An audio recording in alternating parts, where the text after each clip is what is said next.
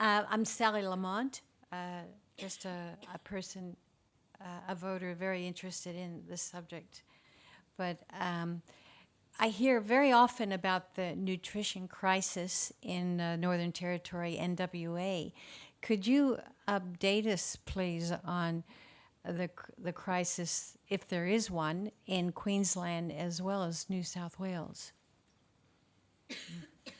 Well, we've been absolutely pointed in our demand that the welfare system must be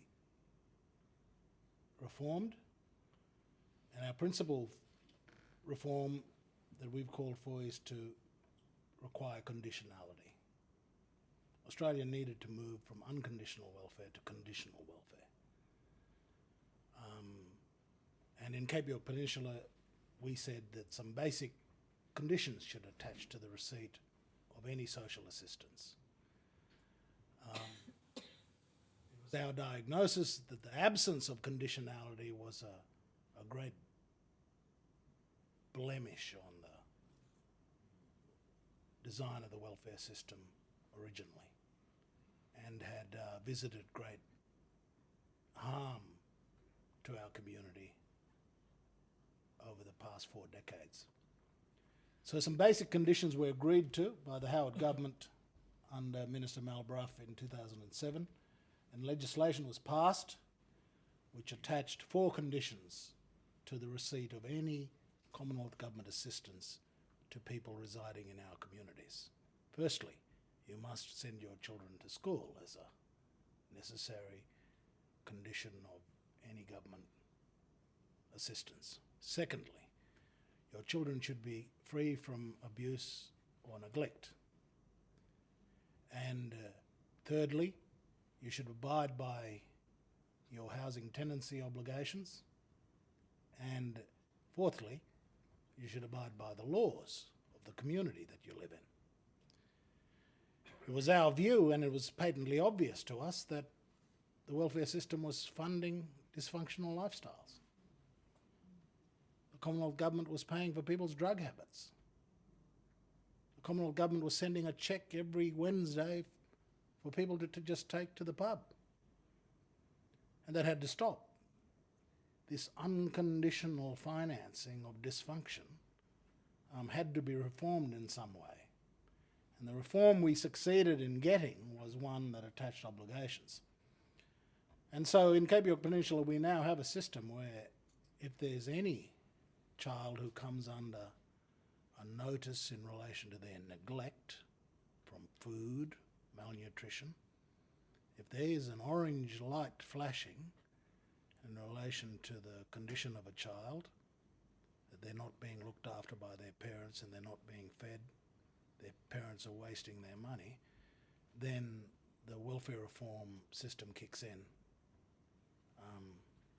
We've tried we advocated very strongly that the message must be that you don't receive the money.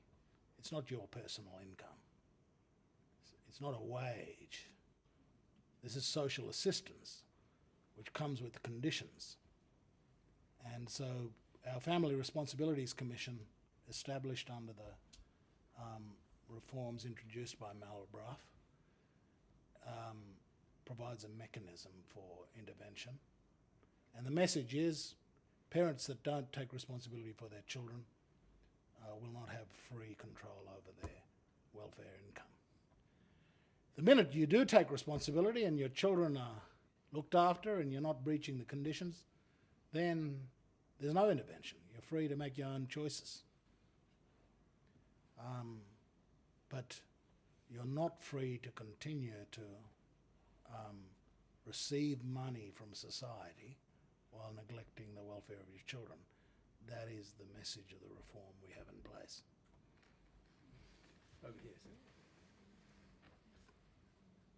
My name is Phil Pender. Noel, I'm interested to get your perspective on the fourth C.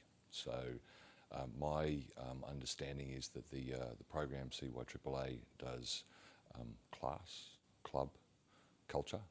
There's also a fourth part to it, which is around community. So have you seen the kids' aspiration and the kids' progress and their willingness to learn have other beneficial impacts on the community that's put around the school? So you invite the community to the school, but does their aspiration also feed back out into the community as well?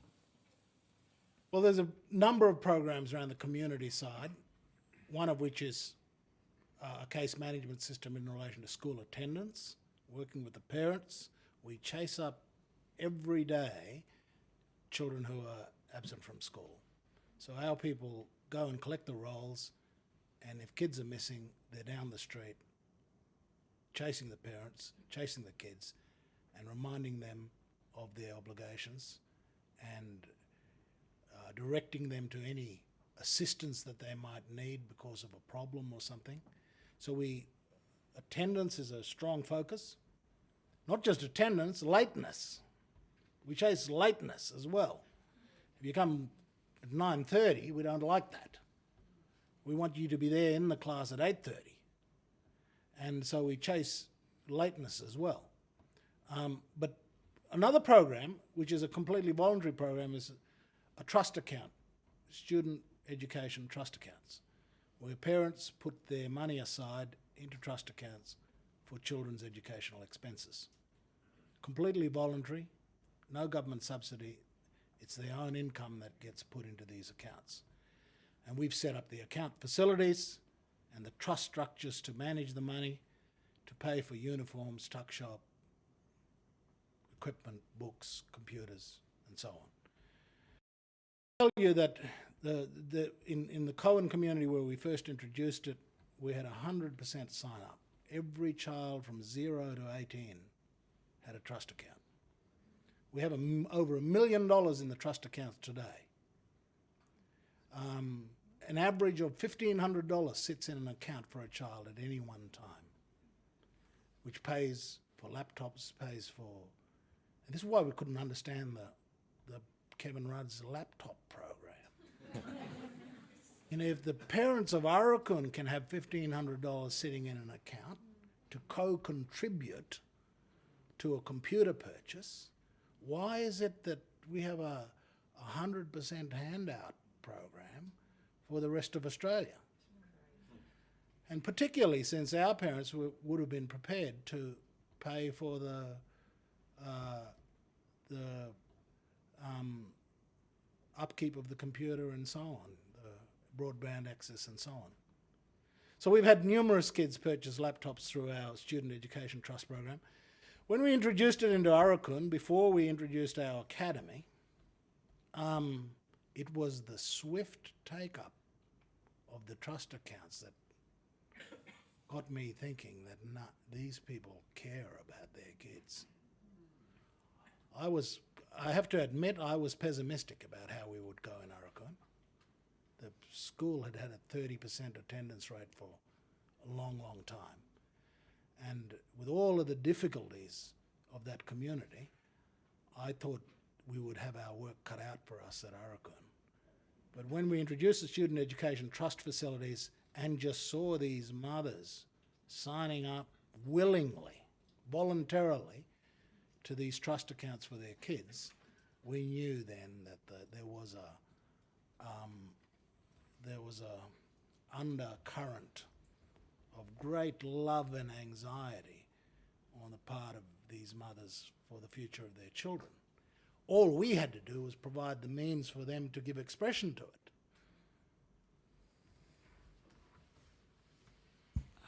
Julie James Bailey. I've got two questions in relation to education. I've, for the last more than 10 years, have been volunteering in remote communities, mainly in WA and the Northern Territory. And what many people don't understand, I think, is that children of 5 come to school not having any English, not speaking English in their homes, not speaking English in their communities, and they don't speak English in the playground. Now, this is a unique situation in Australia. It's not like immigrant children who are speaking English in the community and can speak English in the playground. And I just wonder what how you're dealing with that situation. That's the first question. Because that oracy, of course, comes before numeracy and literacy. The second question is, this year I've been in Central Australia in the Northern Territory, and I've been monitoring the School of the Air. And here it seems to me we have an incredible resource, which is currently just servicing very few white kids in remote areas, when we have a vast need for distance education via the satellite that School of the Air, or I think most of them call it now open learning, could be satisfying in Queensland. It's, as you would know, it's Cairns, Mount Isa, Charleville, etc. And I wondered if you'd like to comment on that. The direct instruction program has a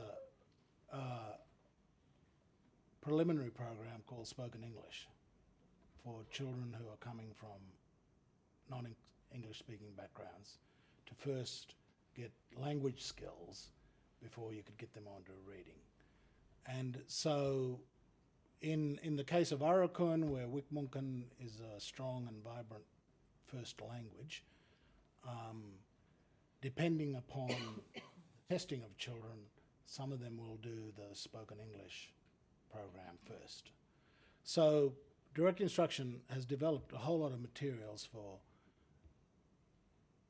particularly for Hispanic kids in America who are coming from a non-English speaking background and first confronting English at the school.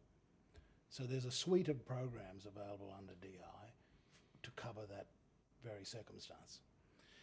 In relation to School of the Air, I agree that that it's scandalous that provision for Indigenous remote communities is not widely made available through School of the Air. I think School of the Air lends itself very much to direct instruction type learning, and I see many small communities as perhaps being served by School of the Air, but I would look at delivering School of the Air through the direct instruction programs that we're using in Cape York. But fundamentally, I agree that that's a method of learning that unfortunately is not available to these communities in Cape York. Noel, your giftedness and passion and expertise has swept across many dysfunctional systems, religious, social, cultural, political, legal and educational. It seems that you're saying that education is the core to bring health to all of these other systems for the Indigenous peoples. Yeah, I mean, in the history of my own home community, there's a great deal of material from the early days of the mission where the young ladies who were first protected by the missionary, because in the wake of the Palmer River gold rush in Cooktown and the devastation of the tribes in the hinterland, the missionary gathered up the young women and provided them a haven from the depredations on the frontier. And those young women became literate in English and their own language. And the Northern Protector of Aborigines, Walter Roth, regularly engaged in correspondence with the girls on the mission in their own local language. And this was in the 1890s. And I look back on the success of the missionaries back then in teaching literacy, not just in English, but in their own mother tongue, with the, absolute inability of an education system, which in Queensland suffers not from any financial deficit. the levels of investment in the education system in Queensland is very high. You know, there's not a want for money in these schools. The problem is that these very well-equipped schools that are well-funded are not teaching any education of much worth. Noel, I was lucky enough to visit Aurukun. I'm Belinda Hutchinson.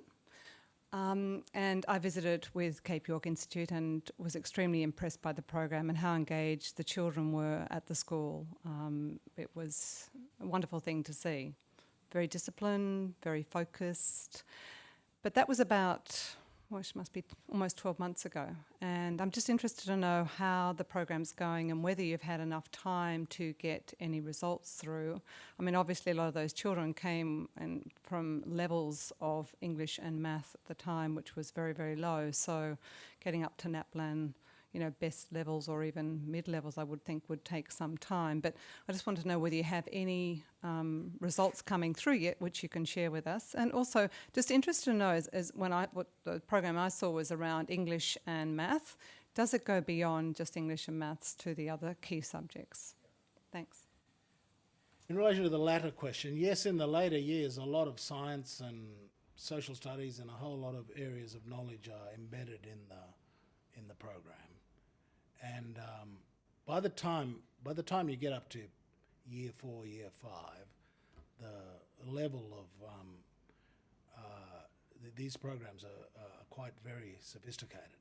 The level of maths is very, very sophisticated, and the literature that the kids are studying by the time they hit year 5 is, you know, they get acquainted with the full with the full array of classical literature.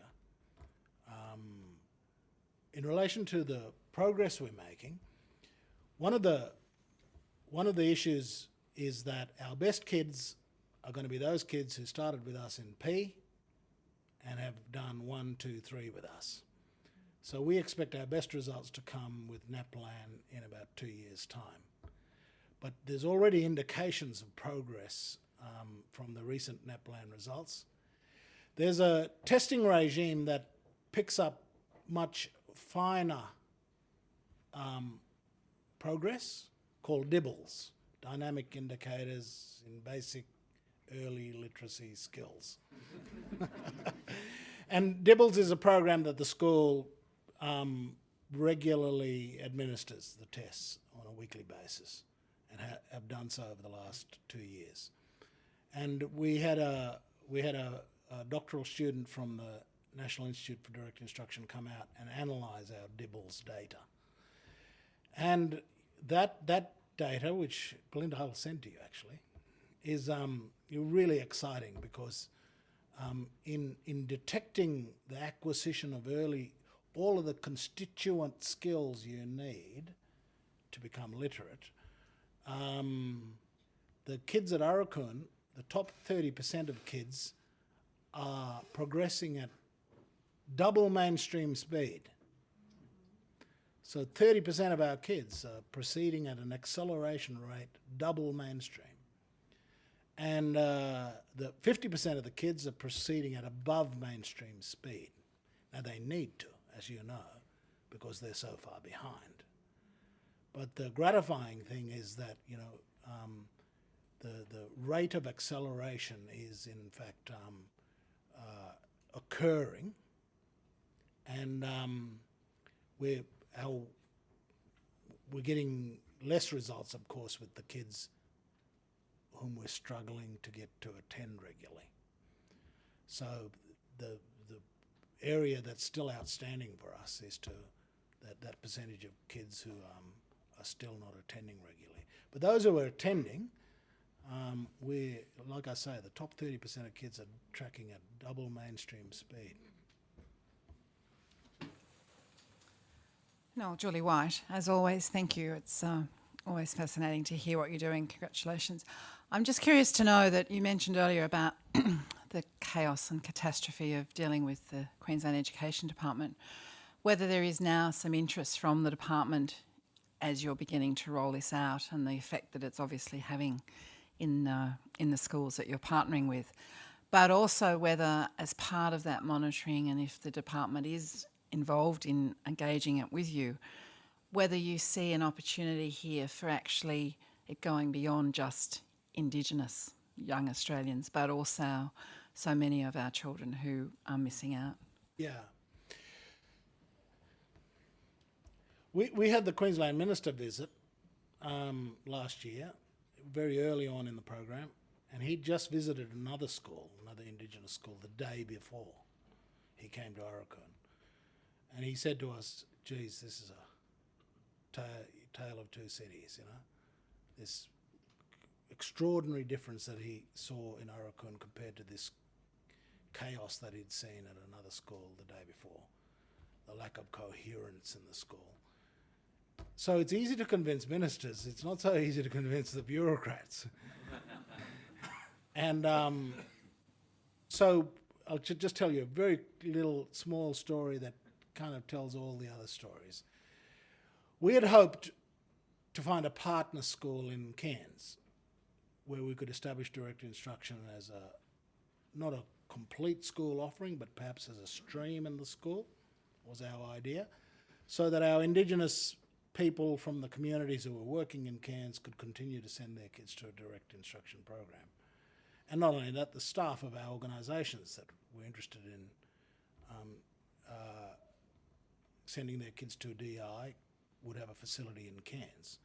So we spoke to a range of private and public schools within the city precinct, and we found interest in a local state school. And the principal and his leadership team had a high percentage of Aboriginal and Torres Strait Islander kids, lots of disadvantaged non-Indigenous kids as well. And so that he was willing to run a DI stream parallel with the rest of the school. And he agreed with our idea that parents could vote their children to attend the DI program. And so we organised, we said to Wayne, the principal, well, before we conclude these plans, you should go take your team to Arakoon and have a look. And we've got a charter organised next Tuesday. And our people will take you for a tour and you can see for yourself how the program operates. Well, on the Friday before the Tuesday, the regional director of the Department of Education issued an instruction to say that Wayne and his team were not to travel to Arakoon. And I rang Clive and said, Clive, what kind of instruction is this? I thought principals lived in a free country and could go and see whatever program there might be that might improve the prospects of their students. And he made some excuse about, well, nobody talked to me about it, and we, this has got cost implications, and et cetera, et cetera, et cetera. So he's beaten me for the moment.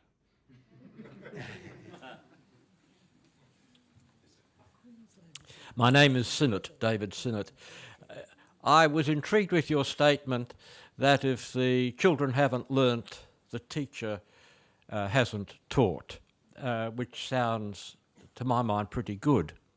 But the question it leads to is how much emphasis is there on the talent, the personality, the approach of individual teachers?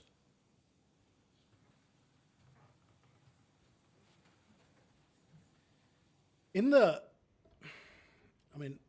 don't want to offend educators, but sometimes the direct instruction program is called the teacher-proof program.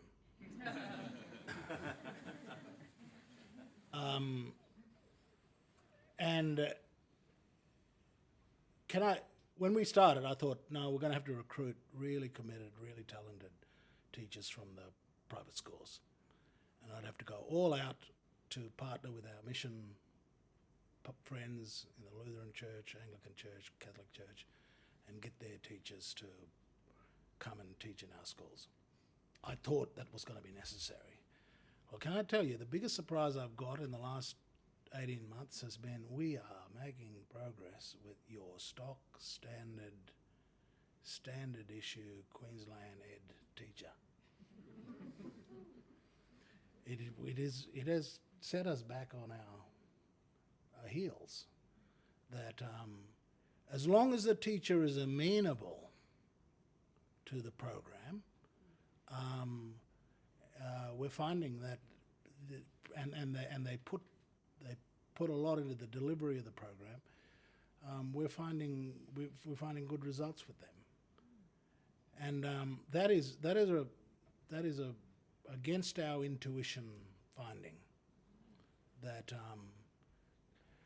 because in remote areas it's hard to get other than first and second year teachers out there under the system that operates. And so I thought we're going to be stuck with this challenge of how do you get... but in fact, what we're finding is that some of these young teachers are in fact our best DI teachers. And in fact, they're learning skills the Teachers College never taught them. The Teachers College never taught them how to teach reading or how to teach numeracy and so on. Taught them about deconstruction and everything else, but never taught them how to teach the reading. And so the young people are actually being armed with an education that they didn't receive in their teacher tuition.